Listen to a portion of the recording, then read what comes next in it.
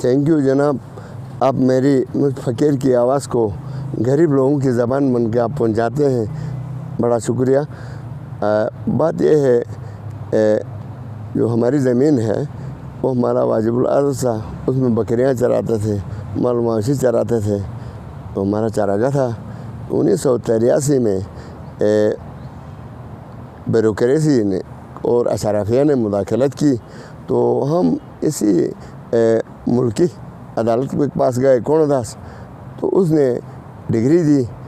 Degree को लेकर उस वक्त के अथॉरिटी चीफ कमिश्नर के पास गए, उसने उस डिग्री को तस्लीम करके अमल दिया, इंतकाल दर इंतकाल, ख़रीद व फ़रोख्त, और 9 DCs ने उसका जो है NOC भी दे दिया और बस्ती बस गई। तो वो 1900 कितने में, 11-12 में तो सूबाई हुकूमत बनी गिलगित में, बनकर सिर्फ सकवर वालों से तमाम अलाटमेंट छोड़ा। तमाम अलाटमेंट इनफरादी हो, इज्तिमाई हो, तकसीमात हो, उनको छोड़कर हमारा इंतकाल मनसूख किया। तो हम इसलिए बैठे थे कि हम आपस में बराबर हो जाएंगे, फिर हुकूमत अमल दरामद करेगी। तो इंतकाल कैंसल करने की वजह से मसलन मेरे बच्चे पढ़ते थे, मुझे 27 कनाल मेरे नाम पर किया, तो मैं अब जो है इंतकाल मनसूख है कि वो मालिक में आ गया, तो मुझे तो घर से निकलना है। दूसरी बात, वो जो प्रोटेक्शन आर्डर नहीं है, तो थाना गया तो अमीर जो है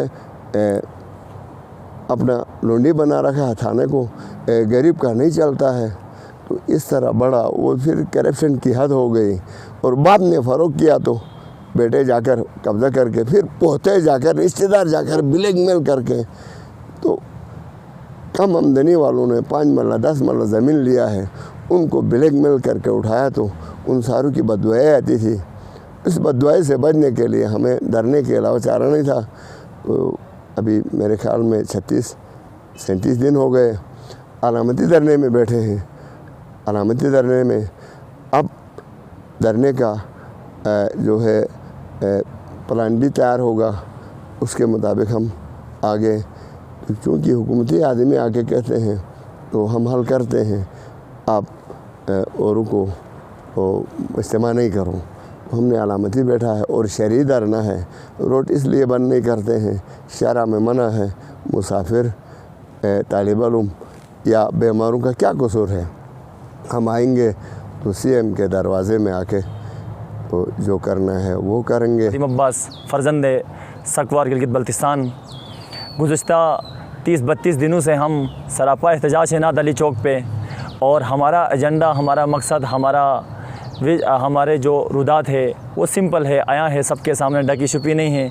हम ये कह रहे हैं हुकूमत वक्त से, हम कोई नाजायज़ गैर कानूनी गैर शरई कोई मुतालिबा नहीं कर रहे हैं।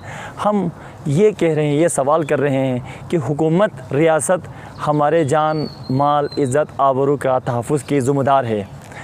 मैं इस वक्त मीन्स सकवार के जितने नफूस वहाँ पर आबाद हैं, सभी इस मसले में गिरफ़्तार हैं, और सभी के लिए एक नई दुश्मनी और एक नया मसले का दर पे है मसला।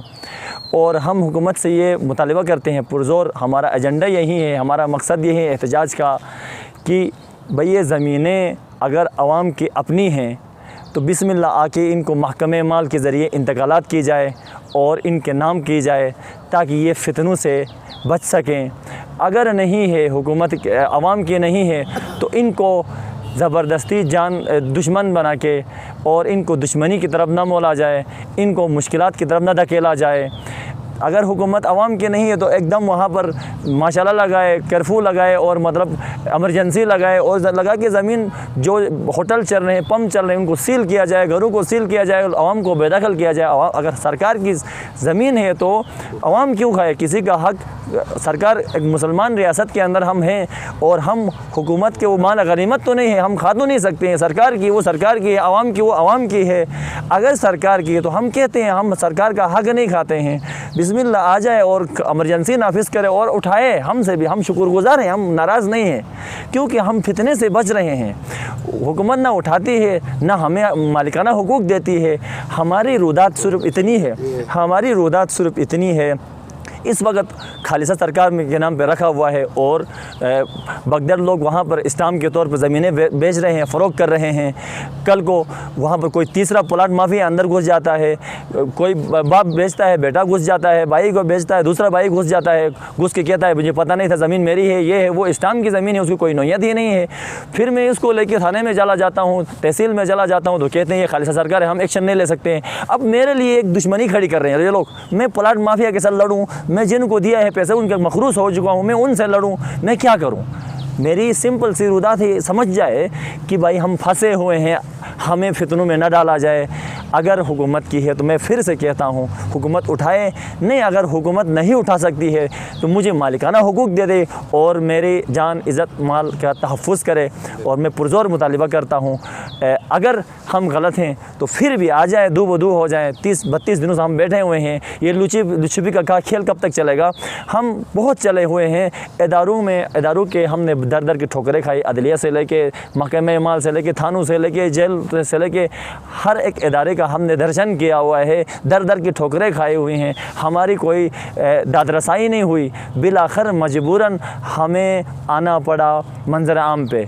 वहाँ पर भी हम दहशतगर्द बन के या मतलब फितनागर बन के या मतलब कुछ और मकसद से नहीं आए हैं, हम इसलिए आए हैं शायद हम नज़र नहीं आए उनको इदारों में हजूम में। तो यहाँ पर नादाली चौक पे हम पुरअमन तरीके से रोड को बहाल रखा हुआ है, पुरअमन तरीके से यहाँ पर आ गए ताकि हो सकता है उन तक खबर चली जाए।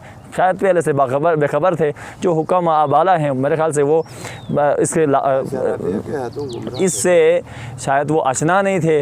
नीचे जो छोटे मोटे मुलाजिमीन हैं शायद गुमराह करके रखा होगा। हमने कहा हम यहाँ पर आएंगे, हाईलाइट होंगे तो हमसे सुनी जाएगी। 30-32 दिनों से यहाँ पर बैठे हुए हैं, अब मजबूर करेंगे तो हमने अभी प्लान बी की तरफ, भाई साहब ने बता दिया कि प्लान बी की तरफ हमने आना होगा मजबूरन। अब क्या करें, हमारे पर मौत सवार है। प्लाट माफिया और दूसरे जो खरीदो फरोख हो चुके हैं, ज़मीनें आके उठा, कोई हुकूमत के रही खालिसा सरकार की उठाती है, कुछ लोग प्लाट माफिया उठा रहे हैं। अब उनसे तो मेरी एक दुश्मनी है, वो सब मुझे मारने वाले हैं। मतलब यहाँ पर तो जंजर ज़मीन के नाम पे कत्ल होता है। अब मैं कहाँ जाऊँ, मुझे कोई तहफ़्फ़ुज़ नहीं है। बेहतर है माफिया मारने से पहले मैं हुकूमत मारे, हुकूमत मारे, मैं आ जाऊँगा रोड पे। हुकूमत क्या करेगी, मुझे मारेगी, जेल में डालेगी। बेहतर है यहाँ पर वो मुझे कैद करने से हुकूमत कैद करे। हुकूमत कैद करेगी तो कुछ दाद रसाई तो होगी, माफिया करेंगे तो कहेंगे कि ज़ाती दुश्मनी में मारा गया। हुकूमत करेगी तो फिर पता चलेगा कि हक क्या था और बातिल क्या था, जालिम क्या था, तो मज़लूम कौन था। वस्सलामु अलैकुम।